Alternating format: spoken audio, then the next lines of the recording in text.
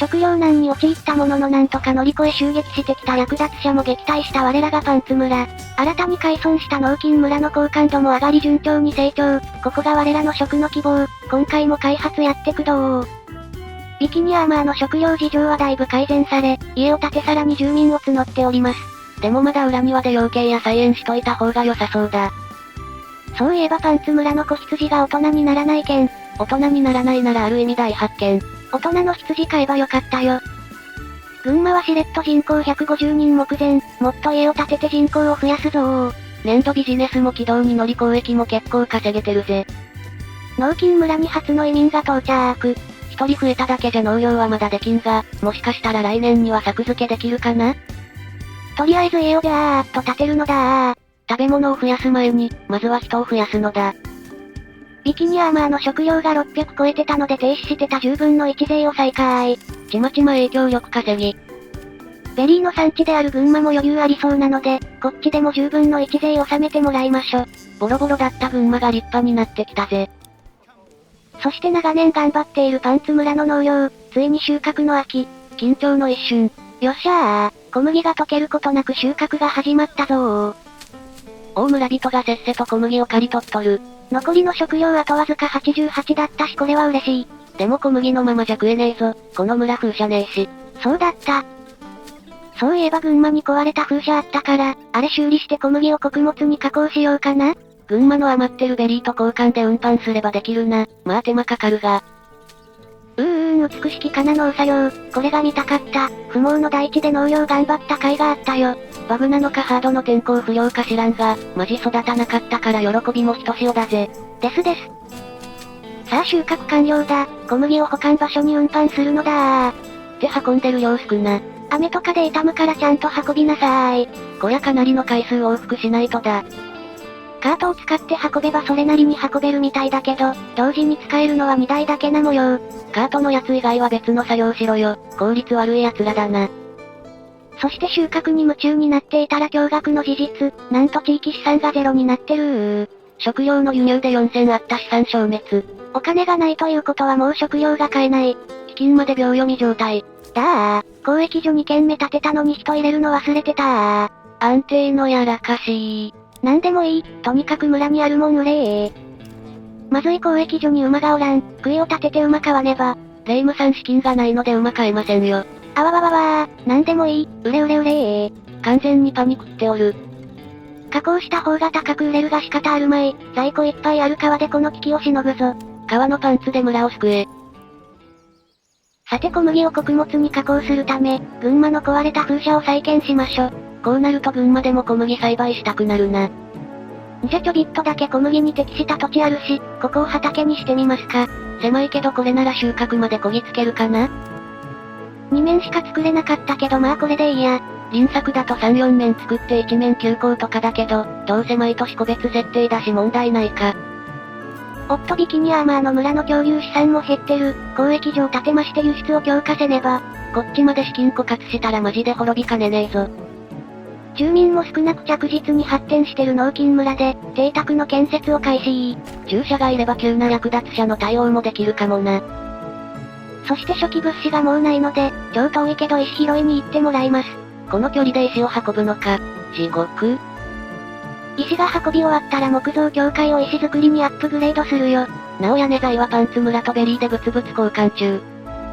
村の資金があるうちに卵の大量生産体制を築くのだー。ビキニアーマーの養鶏場めっちゃ増えるの巻。あ、パンツ村の邸宅に見慣れぬアイコンを発見。アップデで追加された喪中アイコン、30日間喪に服すらしいぜ。前回唯一の犠牲になった従者か、ご冥福をお祈りいたします。なーむ。今度はやられないよう追加の人員は偉人、ニトベイナ造氏をお呼びしました。って旧5000円札の人じゃねえか。冒険に憧れた、修道院を出ました。武士道の著者であり柳生心眼流の使い手、なのにキリスト教徒で学生時代のあだ名が文句。キャラが濃い。農金村も邸宅が完成し従者が到着、とりあえず12名に増員だー。農金村の従者部隊は PA 職員さん。PA？ 何の略だ？パンツアグリカルチャー、パンツ農業です。パンツ姿で農業するのかパンツそのものを育ててるのかもう謎でしかねえよ。深夜のテンションで気づいたらこうだった。翌日公開するやつ。納金村の人口も倍増したので縦長の家を一気に検知いいく。弱体化したとはいえ裏には菜園は村の要。パンツ村の資金が少し復活したので馬購入。冬になって食料の備蓄も減ってくし、貯金もしないと数年で王室税が払えなくなりそうだ。生産力はそれなりにあるはずだからなんとか輸出を軌道に乗せねば。だな。小麦は群馬で穀物に加工すると言ったな。あれは嘘だ。おい。結局のところ食料が不足しているパンツ村でパン焼きたいじゃん。パンツパーン。でもよく見ると農場主の家でも小麦を勝手に穀物に加工してたりするけん。もうこれ風車いらなくね？きっと風車の方が効率いいんだよ、多分。運ぶ手間とか考えると怪しい。とりあえず風車と農場の間に共用オーブン作っとこっと。パンツパンで食料危機を乗り越えろ。まだまだ食料生産すっと縦長の家をがっつり作れ余るくらい食料生産しないと、10分の1税納めても影響力が全然増えないもんな。影響力は教会のアップグレードでも結構増えるよ。大納金村のアップグレードか、これでさらに移民の輸入が加速するぜ。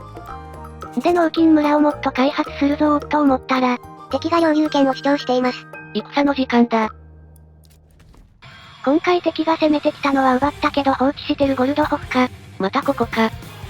出会え。敵が来る前に出撃するぞ占領が終わる前に現地に行くぞ。交易所建て増し中のビキニアーマーの共有資産がマイナス傾向なので、非課税を 3% に減税。襲撃よりも資金繰りの方がヤバそうな件。最悪無税の上食料輸入を止めるよ。ある程度パンツ軍を進軍させてから傭兵も契約。割とギリギリまで契約せず、雇用日数を減らし費用を削減しようとあがくのず。よしパンツ防衛軍が到着した。傭兵たちがまだ来てないが皆に作戦を伝える。過去の事例から敵が攻めてくることは分かっていた。故に私はこの戦いを防衛のみで終わらせる気はない。貯めておいた影響力を使い、このまま敵領地を奪い取るぞ敵の戦力を決戦にて壊滅させ、一気に敵領地に侵攻だ奪う覚悟があるということは当然奪われる覚悟があるはずだ。ここは私がもらうぞでは敵の占領の進捗が進んでるようだがここまでだ。戦線の死者を出せ必殺、越境状態での卑怯臭い戦線布告。中世ではよくあることです。かもしれん。で戦場はどうやらこの2カ所になったみたい。すでにホフシュテテンの戦場のど真ん中。敵が来る、陣を整えるぞ敵英5部隊を発見。なお、パンツ軍傭兵団合計17部隊。お前ら侵略なめとらん。メッセージが届きました。日268円払うから許してちょんまげー。おい、これは貴様の侵略を取りやめるの手紙？それとも私の侵略をやめろの手紙？判断つかないよ。防衛と侵略を同時にするとこういうところで困るのな。遅れていた傭兵たちも間に合ったな。全軍防衛陣を敷くぞ。配置につけ走ってきたから傭兵たちはややスタミナ切れ。まあ戦力3倍だし問題なし。傭兵普通にいらんかった説。今回は旧兵を中央に置いた防衛陣。本当は奥の河川の丘に陣取りたかった。バイルから。移動時間が足りず排水の陣。まあ浅い川なのでとかできるけど。下り坂だし良い場所ではないぜ。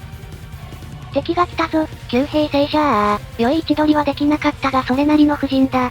近接兵が抑えてる間に、旧兵で敵の兵力を削ぐのだ正面と左右は近接戦闘ができる兵か、こいつらを抜かない限りあの雨が続くと知れ。パンツ弓術は世界一いい。あの先陣で戦っているのは群馬最強のカッパピア戦闘員。不況以外では負け知らず、群馬の猛者が大暴れだ。